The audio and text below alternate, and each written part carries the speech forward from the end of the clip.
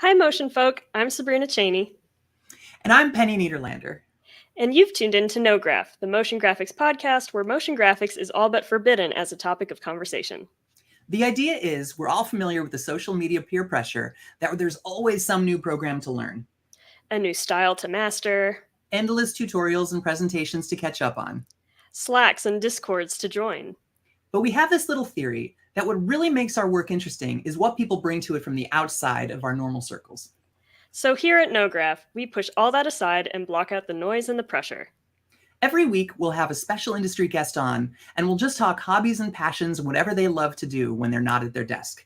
And at the end of every episode, we'll turn the mic over to our new friend, and they'll have a couple minutes to tie it all in. This is a podcast about our industry from the standpoint of a sustainable lifestyle and an ever-deepening well of inspiration. Thanks for joining, and let's go. All right, today we have Robyn! Hey! Hey, you guys. Thanks for having me here today. Hey, Robyn. We're so thrilled to have you. Yeah.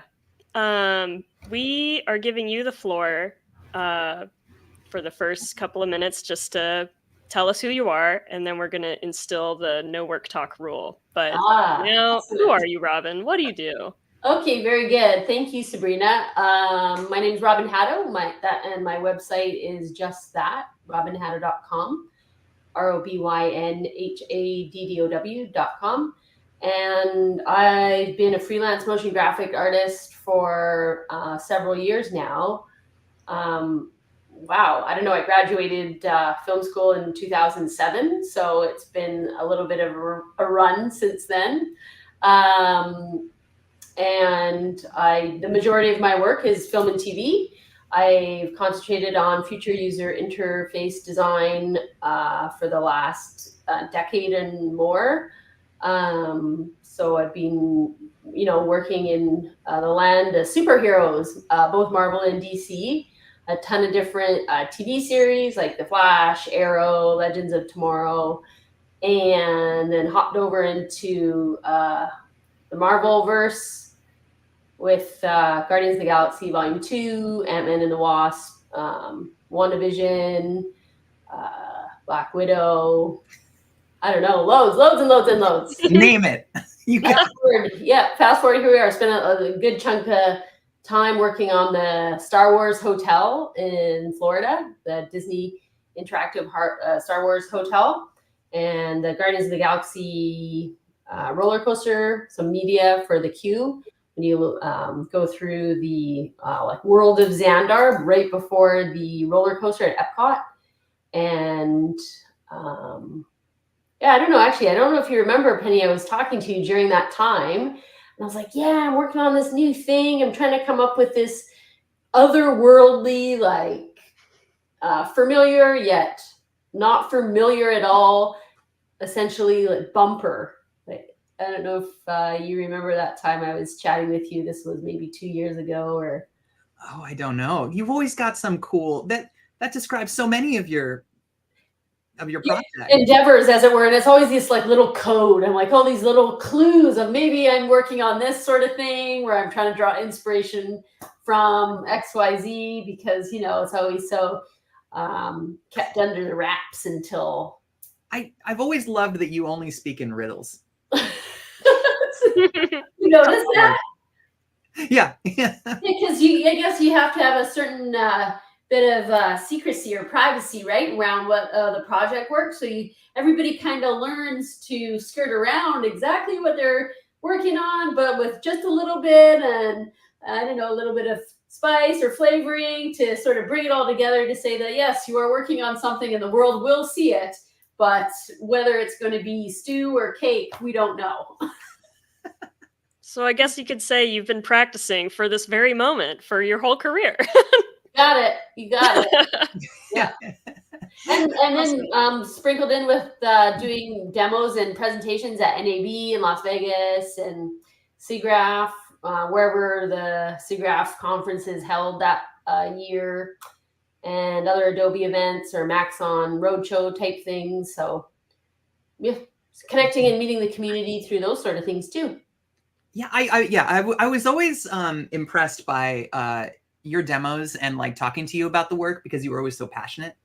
Oh, nice. Like you really do like exude a like love for what you do, and which is so sad because we're not going to let you talk about it at all. We're not going to talk about it. Yeah, well, it's like world building. It sort of permeates all. I know we're not going to talk. We're going to talk about not it, but like it's also hard to sort of, you know, remove it away from you know, everything completely, because it's so much. I feel like it's so much of the little things that sort of contribute. It's like noticing the everyday and trying to then infuse it into other worlds where they're completely alien, or you know, superheroes, like totally fictitious, but you still want to feed in these sort of clues of realism and reality and familiarity, with just like little nods, just like shape language or hierarchy, where you're like, oh yeah, I've seen that before. Like that's a bus stop, but it's all in just like alien language or like different color, you know, I don't know. Well, because what's alien to us is not to them.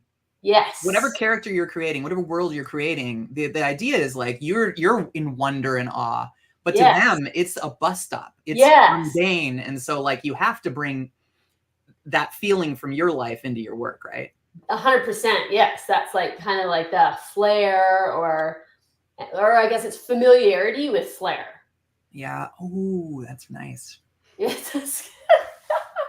Yeah. We need a new banner, familiarity with flair. Definitely a t-shirt. Hold up. I'm on it. You're on it. There we go. Love it. There we go. Now we can copyright it. Thank you. Yeah. That's our tagline. Nograph 2024. 2024. Well, should we bury it in the dirt for now and talk about you and you and your life and your hobbies outside of the computer screen? Oh my God. Yeah.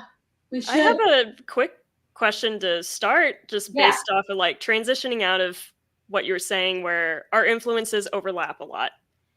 Do you remember a time very early on, like when you were a kid, where you were introduced to a world that felt completely new and you were like, oh my gosh, this is so amazing? Because as you were speaking on that, I was thinking about, like, as a kid, I was a reader and I really liked reading books because they gave me the feeling of being introduced into a completely unfamiliar world and place. And I really like that. Do you have an early influence like that made you think this is something I've never thought of or seen before? That's so cool. Like, I like that parallel there. And when I think back to it, while other kids were, you know, at home watching MTV, or even before that, like elementary school, when, you know, like the first Nintendo came out and everybody was doing Zelda or Mario Brothers and all that. My family was really big into like do-it-yourself travel. And so, well, when we were really little, like I would say I'm a twin. So like when my parents took my twin sister and I, like all over Asia, all over Europe, and on these wild and crazy adventures that it was totally unique to another, like other kids growing up experience, in that people like knew all this like pop culture characters and these references and would talk about it. And I had no idea and I still don't, because like, it's just not something that I've ever, I guess that it wasn't a passion or was not instilled in me when I was young. And so it's just not something that I really follow, like trends in pop culture in that way that is like colloquial and cool, like not it at all. We, you know, would be riding elephants or like just climbing and discovering ruins and going on these like crazy Jeep rides in the desert, like stumbling into wild animals. So it was very much like, you know, climbing the caves and going to old temples. So we were like, had a very exploratory, hands-on I guess, like upbringing. Yeah, seeing the That's world. amazing. So you didn't need to read about it. You were experiencing it. You're like, exactly. We would go away for like 9 and 10 weeks. It was a huge trip like that every other year. And so, yeah, like we were in these, and we would drive everywhere because you can see more that way, or take trains and planes, trains, and automobiles, and do all those things. Like we stayed in some crazy hotels. Like in Europe, it's so efficient. Like, so you'd be in these roadside hotels in between driving to cities that are spread apart. They're called like Formula Ones, and they were all themed like the race. So like you just essentially have a room, and then like everything was like a traffic light. And this is going back more than 20 years ago now. So let me see, more than 30 years, like 35 years ago. Getting up there. Years ago, it was like, say, 30 years ago, and they had these little motels, Formula One. And so like so it was a shared bathroom, for example. In this part of the hotel, there's all these like a certain number of shared bathrooms and rooms, which was a total foreign concept. Like, think about like you're going somewhere like to like not have your own bathroom in the hotel. I was like, wow, what a concept. And then to wait. And so it was like a boat, because it was just like the toilet, the sink, and the shower were all in one room. And there were these like, say, 3 lined up next beside each other, and they all had the red or like green, yellow, red lights. So then you would just like wait until it was your turn, just like a traffic signal. And then everybody would wake up in the morning, take their shower or whatever, do whatever. And then the whole thing would like self-clean. I can't think of a single hotel that has had as formative of a memory placed in my brain as that's amazing. Isn't that crazy? And it was so long ago, and that's how I was like, God, Europe's really got it figured out, And then you go to other places, and it was like, they have to get somebody to clean the bathroom. There's a really good segment of How To with John Wilson about like a self-cleaning bathroom in New York, and it made me cry laughing the first time I watched it. I'll have to send you the clip after. Yeah, please do. Who's John Wilson?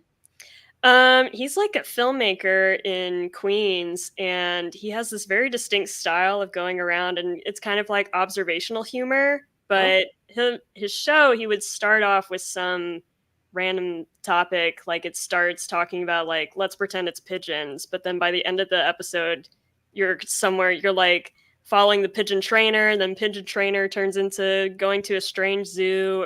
Like, I'm making this up, but he would like follow this very off the beaten path to get to the end of the episode, and you're just like, how do we get here? But it's very sounds like a Wikipedia hole. Like, yeah, it's like a live action documentary style Wikipedia rabbit hole. Oh, that's so awesome.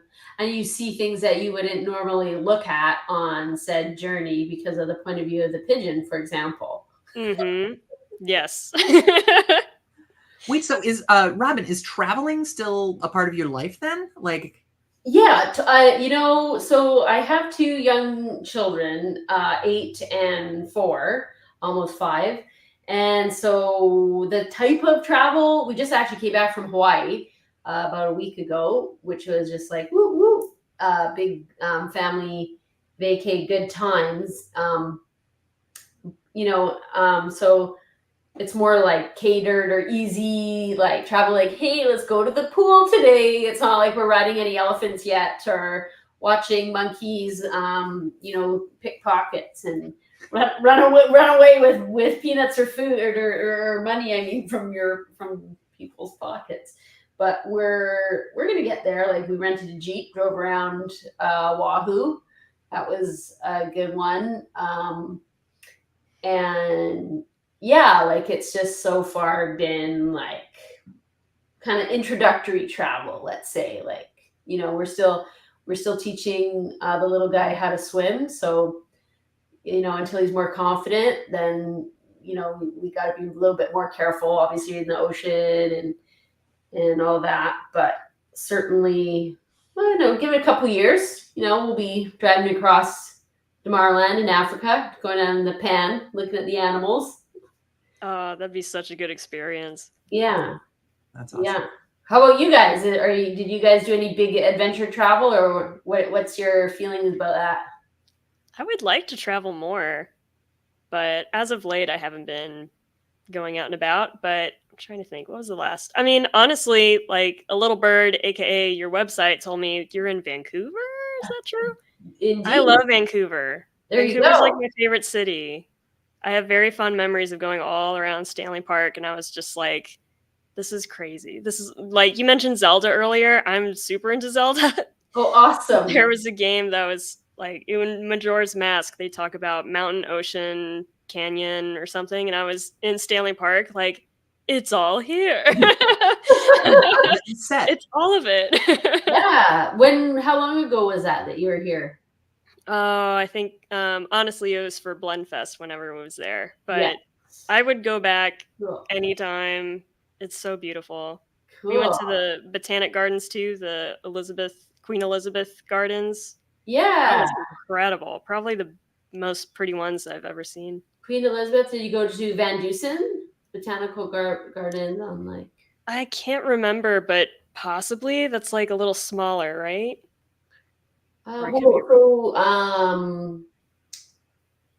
Forget, what was the first one you said? Queen Elizabeth Park. So did they have the observatory at the top? Oh yeah. Mm-hmm. Yeah, so that's like really that. You know what? You know what's so weird? That was the last thing that we did with the kids before lockdown. And I just remember there's that talk of like, oh, there's this thing that's, happening in the world and we're not really sure. And I just remember, being in the observatory with the birds, it's like really hot and you're like in a bubble there, right? Because that's the wildlife, that's the ecosystem that they require. And I was looking at Barbie, my wife, and I'm like, oh, maybe we should go home now. Like people are, people are like, the talk is like here, and it was like kind of like at the point where is this a thing? Like our precautions are, like lockdown is happening. I'm like, I feel kind of weird that like the last thing that we're potentially essentially doing is, being in a bubble. Yeah. With some other humans, and we don't really know what this is. So let's get out of here. Yeah. Bye sloth.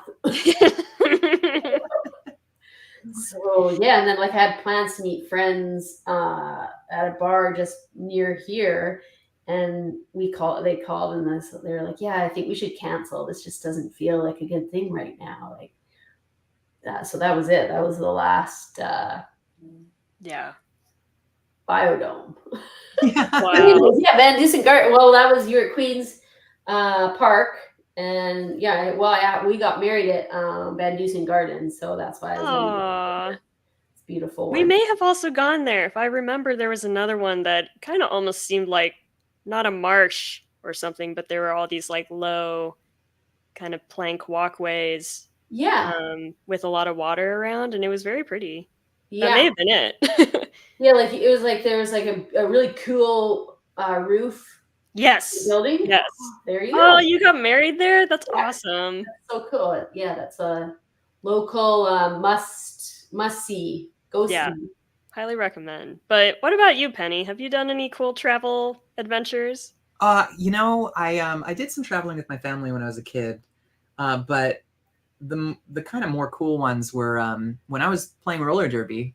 I was flown around to different countries to train their teams, and so it was this like brief few years where I got to go to Sao Paulo twice, Pereira, Colombia. I went to outside of Melbourne, Australia, South Africa, and Mexico City. I really got to see like a lot of really neat places. And what was your favorite? Oh my God, it'd be impossible to say my favorite. I think they were all so cool. I really did love Australia. Okay, never been. What was the highlight there? Well, we Australia, we really were just in like Melbourne, but then the camp, it was like a summer camp that they rented out, and then had like people from around Australia came to take camp skate, and I was one of the coaches.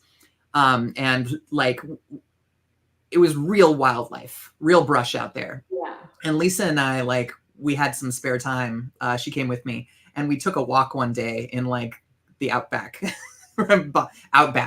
and we were already like way out there, and we're like, do we know if this is safe? And then like we saw a bunch of kangaroos, like, I don't know what they're called, like a pod of kangaroos, I don't know, a hop, and go by. And then we're like, oh, that's neat. And we watched them. And then like a little farther along, we saw one, and it was like the most yoked like kangaroo I've ever seen in my life. And That I was swear it did this. Like, oh, yeah, no. Like, yeah, it was Whoa. it was Like a threatening kangaroo. like it had muscles on muscles, and we were just like, I'm gonna take a picture. I don't have consent. I'm gonna go. We're gonna like back away. It was just so cool. So like, Wow. you I have love that it that made such an impression. but you have that real element of fear, like, hey, Well, like we did like safari in Africa. Our group, like, they took us to the bush, and like, but that was like a safari, like you know, a place where they like, you know, what do they call it? A preserve, I guess. A park, or yeah, yeah, like a nature preserve. Yeah, and so there were like lions and elephants and giraffes and all that cool stuff, and that was amazing. But you know, we had like a tour guide, but like us wandering off into the woods in Australia was very real. Yeah, that's real. I know. I can hear The Land Down Under just playing in the background right now. So good. Yeah. Apologies to any Australians if that's stereotypical. Wait, that's got to be a classic. Yeah. I hope so. It's a really good song. we had Vegemite. We're all good. Yeah. But okay, wait. Let's get back to Robyn. Like, all right, that is your formative years were spent traveling. You like not so much pop culture, but yeah, that sort of comes later. I get filled in, you know, like in embarrassing times. It comes through. It's like, what are you talking about? Everybody's laughing. I'm like, what is the joke? Oh, I've met a lot of people like that, and I always try to be like, oh, you don't know what I'm talking about? Let me give you some context, because like I don't think anybody's watched as much TV as me anyway. So I'm like, let me help you out. The knowledge is appreciated. Yeah, and I also don't want to make fun of people if they haven't, you know, been in front of the TV all the time. Like I have, you know? That's like, you've been out experiencing things. That's commendable. That's a good thing. Yeah, that's familiarity with flair. So Flair, you're right. That's right. You said it. That's well done. Well done. So, I guess other than that, like, you know, like, so like the majority of the time, I suppose, when I'm not working, it's trying to raise the minions and not make you know, or make sure that like all of the politeness and like values are instilled, and like being appreciative and grateful, you know, all those sort of things, and then having fun teaching them things and re-experiencing things like you know, making pancakes, like getting into cooking again, and like playing soccer, like learning soccer. Just like with the little guy, we just enrolled him in t-ball, so like learning how to catch, and you know, alligator arms, just all, and you know, like, or taking Lil when she a couple years ago in swimming lessons, and watching them like learn, and you get to sort of re-experience those skills or those sort of formative experiences with them.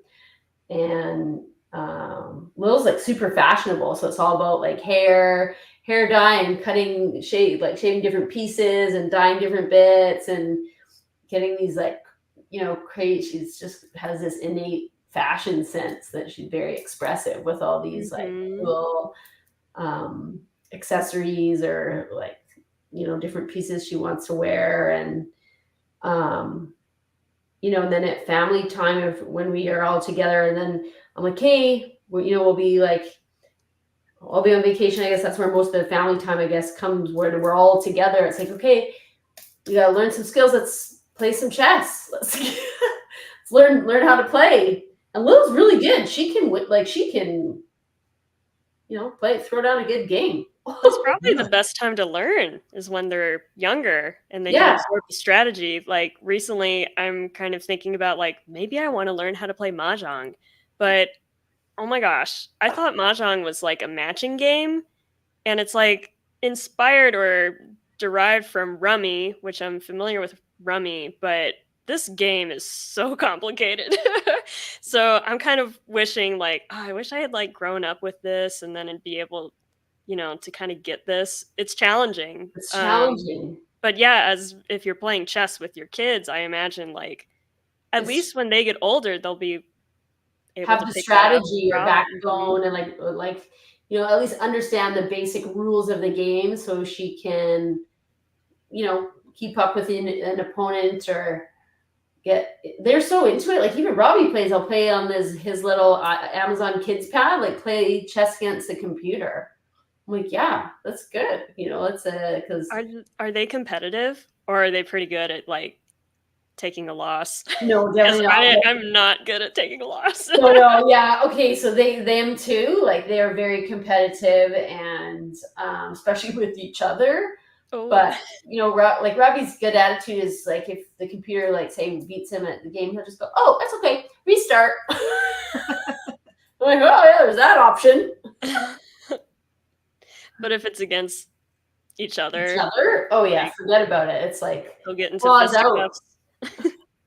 Oh yeah, claws out. So you're into mahjong. How about you, Penny? Is there any games you're learning or ones that you? I get frustrated with games. I never was good at learning card games or like I get frustrated by games that have luck.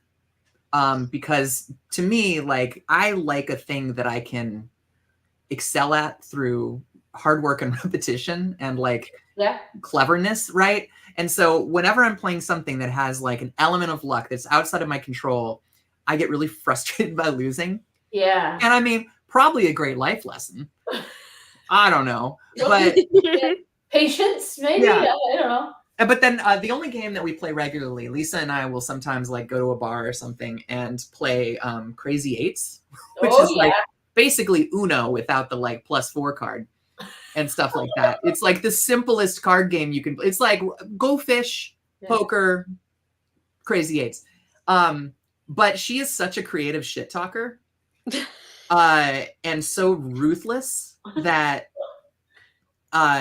it's entertaining to play against her, as long as I go in with no ego, because I would leave in tears. You're like, hey, you know what? Like, I'm just take it for face value and enjoy the game. This is just gonna be fun because that's like we play Uno together, and sometimes I feel like that she changes because I can't remember all the rules. Like I'm a learn by doing, and so sometimes I feel like she sneaks in new things such that it ends up being in her favor. I'm like, wait a second here. I don't do it well enough to like say like that's not right. That Uno is one of those games that's like house rules. I feel like everyone has the like rules they grew up with. I mean, have you seen like there's like Twitter threads of like people arguing with Uno's account about the rules. This is how you play. That's not right. Like, do you even know this game? And they're like, yeah, it's us. We made it up. Yeah. Yeah, there's certain things like, oh, you can't play that card. But like the last time I remember being able to like switch the color to blue or green or red, whatever. So I don't know. It's always trying to be one step ahead, I guess. Ahead of the little ones, but they're quite crafty. Yeah. Yeah. Where do you think they get that from, Robyn? Yeah. Hey, that's right. I don't know. This is the model. Where do they get it from? Oh, well, it sounds like you and your kids have a really strong bond. And I really like that point you were talking about, just getting to rediscover things through their eyes and get to enjoy all these activities with your kids and introduce them to new concepts too. That's a big deal. Yeah, I'd say like that certainly is the most of my free time at this point. This phase of life anyway. And then when if it's like free time or whatever, and then I like to, I'll catch up with my parents, and my dad taught us to play pool. So like maybe that's where I got it from. Like at a very young age, he taught my twin sister and I how to play chess and how to play pool. So then I like to get, it gets like a huge like chunk of time not playing, so I get super rusty. And I'm like you, Penny. I'm like, oh, because I feel like a little. You remember that you used to have, somewhat of a semblance of skill, and that you're pretty good at playing pool. And then all this time, like years maybe happen or go by, and then you've never played. And then my dad's like, okay, let's go down. I'll pick you up. We'll play pool. And then I'm just not hitting anything, and it's just like so rusty and so bad. I get kind of frustrated. Blame the table. You just got to blame the table. This table bumpers are not. No, there's a wrinkle in there. Yeah, they need to iron it. Has this been leveled recently? Right. Yeah, I'm like, this isn't me. Where's the restart button? Robyn, you knocked the cue off the table. It's not a level. It's not level, exactly. Like restart. I like the idea that the two games he taught you was chess and pool, which to me feels very like striated in as far as like cultural. You can shark the Richie Riches with the chess. Yeah. And you can shark the bar folk. You blend in anywhere at any level of society. Try to. Yeah. What's another really good? Well, I know, like, I guess if I gotta learn some mahjong with you once you figure out the rules of the game. So yeah, that may take a couple years, but when I get a handle on it, we'll get together. That's a whole other stratosphere that you covered. So then you can teach me. My friend's actually learning now too. So maybe I can get some of that knowledge, and then there's the cultural component of the layers, all the layers. Mm-hmm. Totally. I really am fascinated by you have like it's the travel and like family and like all these things are very like human connection things. Mm-hmm. As opposed to like so you don't like draw or like do little like kind of little hobbies that are entertain just yourself. Like to you, I feel like hobbies are social. Yes. Yeah.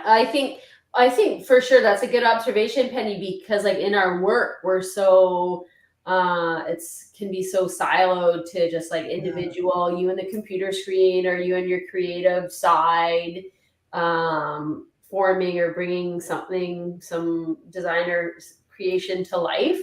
And so like the moment it's quiet and it's when it's sunny out too, it's so hard. The last thing I want to do is be chained to my desk. Like I want to be out talking to people and like doing stuff. Like, and most of the time I don't even care what it is, as long as there's like a big group of people, we're all hanging out and having a good time, like going on a hike or exploring something, and be essentially just like being outside, anything but inside and anything but on the computer, because COVID probably informed that as well, when we were all kind of forced to be inside, and then afterwards you don't take it for granted anymore. You're right. Like, oh, I gotta get out. I know, gotta get out, breathe fresh air, and like move and just move your body. So because you can get so caught up, right, in like your work and just focused on just the project, then like literally years go by. I'm like, oh, and then now I can't remember what I did work on anymore. It's like, that part, doesn't really matter. It's, to me anyways, it's all about the process. But I'll tell you, like, now here we go, bring it back to work. It's like such an important. No, perfect time. We're at 35 minutes. Is that right? Okay, well, so Penny, because you weaved it great, actually, because like, so some of my favorite projects are some of the Disney and Star Wars experiences. I feel so lucky to be included or invited to collaborate with other like minds, all like world building, like experience design fanatics to contribute to like Disney parks, Disney cruises, and like the rides, because it's like something at the end of the day, like for example, you work on TV show or movie, it's like particular to the niche, like, oh, like certain, my kids can see the kid stuff, and maybe a little bit, a couple of the Marvel shows that aren't too violent. Wendy Little saw Black Widow, and I was like, whoa, that was crazy. But for her, she was 8. But to work on the Disney stuff, it's like, okay, these are something that the kids can actually experience. We can, at any age, I can go with my grandparents. I could go if they were still around, or I can go with my parents. I could go with my kids, and like all walks of life, all kinds of people. Like, different, doesn't really even matter. Like language specific. It's just an experience that you can do it with all the people that you care about and experience that section or thing together, which to me is the most rewarding kind of thing, because it's like, hey, like I had like a more intimate relationship with said projects. I was involved in the build, but like, hey, now look, let's all do this together and share this experience or this creation together, and then let's talk about what you like or what you notice or what you see. That's, to me, the best part of this type of work is just sharing the experience and hearing how other people took it in or received it. It's almost like you're taking your, like, how you were raised to travel, even though like you weren't raised with all that pop culture.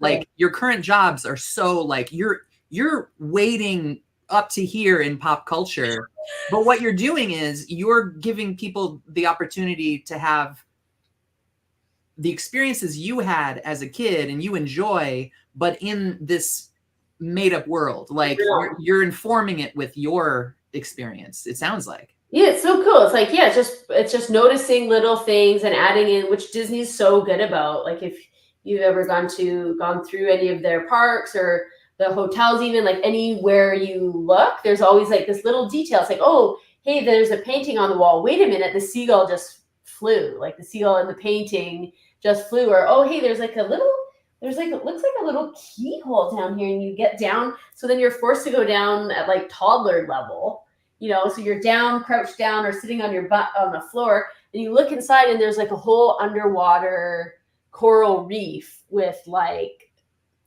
underwater world, or like fish and sharks, and you go around like, hey, wait a sec, this is cool. And then all around the base of this like table, essentially, is you walk in there, you think, oh, it's just like a table in this reception or this open room, and then inside there are all these like hidden little dioramas of all these hidden little worlds. Oh my gosh, that's so cool to me. Like, you just essentially, like, it's so neat to like notice or like look around and just like see what's in your like present environment. Yeah, that's a few days ago I went to the New York Botanical Garden, and they have an Alice in Wonderland themed exhibit happening, and they had like a separate exhibit with some artwork, and there was an artist, and it's making me wonder if that was the same person, because they had a wall and you could go up to these dioramas that were in the wall, but they were miniature. And when you look close, it almost looks like they were placed behind a fisheye lens. So they look very immersive, but somebody created a tiny sculpted diorama of like, in Alice in Wonderland, there's a tree with a rabbit hole inside that she falls under. And it was like the sculpture of that landscape. Wow. And it was one of my favorite things that I saw. But what you're describing, I'm like, could it be the same artist? Because it sounds almost exactly wow. And that's so unique. I've never seen that. This is only the second time I've ever heard of anybody talking about noticing these sort of or seeing these sort of visuals or little scenes. Like, that's cool. Very random that you know about that too. That's cool. There's a bar restaurant in LA called Cole's, and it's like Cole's French Dip, and it's one of the 2 places that people say the French dip sandwich was invented. And it's this old like 20s era place. The woodwork's incredible, and there's a speakeasy bar in back and stuff. But there's a little thing where if you're on your way to the bathroom, there's a door, and it has a hole, and like you just have to know about it, and you go and you look through, and it's a staircase, and there's like old luggage and like some things that, like, this isn't a themed place, but it has this weird installation where these old stairs that don't go anywhere, and they just decided to make it so that if you can look in and it's like, oh, is there a story behind the stuff that's on the staircase? Like, See, those little things are so great. that's so cool. Like, and to be able to create your own stories out of these sort of observations, like you remember that place. Mm-hmm. Yeah. Something that you talk about and share with your friends. Like, that's cool. Yeah. We need to do like a Atlas Obscura collaboration where we travel all over the world looking for those little dioramas. They're like, if you go in this place and look there, there's a little tiny peephole with something cool inside. 100%. Or it's like, if we go somewhere, we should bring like terrarium. And just make them. We should make our own and have this like, and then put like little clues, little photographic clues about where we are, and then people have to figure out where it is. Yeah, we'll become a viral Instagram account. We'll be the Sisterhood of the Traveling Dioramas. Sisterhood of the Traveling Dioramas. Nograph 2024, patent idea number 2. Make a million. The IP we're making. Make a millions. This has been so much fun, Robyn. Likewise. Thank you so much for joining us. You are an absolute delight. Well, thank you guys for having me. This has been so much fun. I can't wait to see what else you're going to talk about next week or next month or however often the episodes come out. And maybe there'll be a Nograph meetup somewhere, sometime. Ooh. Hey. You heard it here first, folks. Yeah, we're going to have a themed convention at some point. It'll be like the Ren Fair, but Nograph. I mean, try to figure that out. And where will that be? Yeah, we'll make not Vegas. Familiarity with flared t-shirts. Yeah. Everything would be like on the flip side, like of a bizarro world. Nograph, not Vegas. You just drop clues. Not Vegas. We'll figure it out. That's great. Sounds like a plan. See you there. Thanks, Robyn. Thank you both. Thank you both so much. Happy long weekend. Happy weekend. Friday. Yes.